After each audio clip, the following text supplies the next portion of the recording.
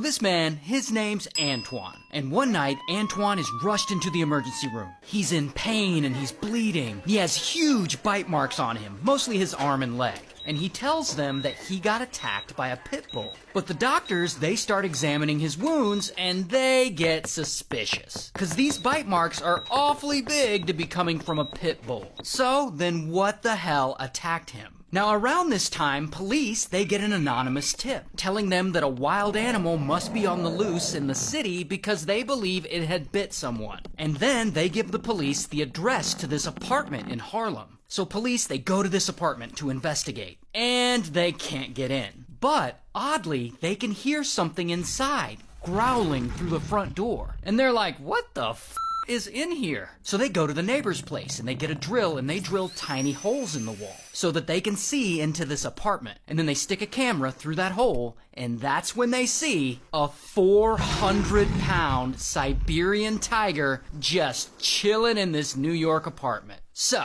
how did this tiger get there? Well, let's go back to Antoine. Antoine is 31, he's a part-time taxi driver, and he really loves animals. In fact, he loves animals so much that one day he illegally buys a lion cub and a tiger cub from an exotic animal trainer in Minnesota. And then he brings them back to New York to live with him in his public housing apartment in Harlem. Now, in this apartment, Antoine already has a 5-foot-long caiman living there with him, named Al. And so I guess he also now has a lion and a tiger. What could possibly go wrong? Now, the lion was apparently sick when Antoine bought him, so he doesn't live very long in the apartment before he, unfortunately, passes away.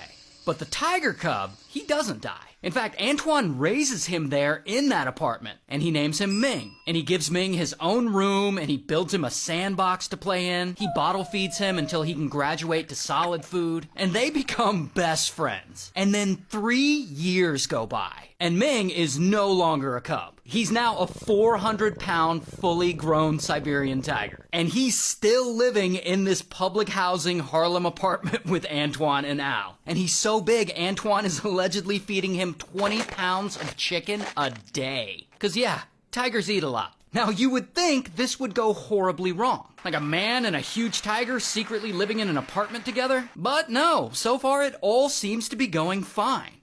Until one day, Antoine finds an abandoned house cat outside his door. So, being the animal lover that he is, he brings it in and he adopts him. And he names him Shadow, and he gives Shadow his own room, away from Ming. And then, about a week later, Antoine and Ming, they're wrestling, because I guess that's how they normally play together. And Shadow just happens to get out of his room. And Ming catches one glimpse of him, and he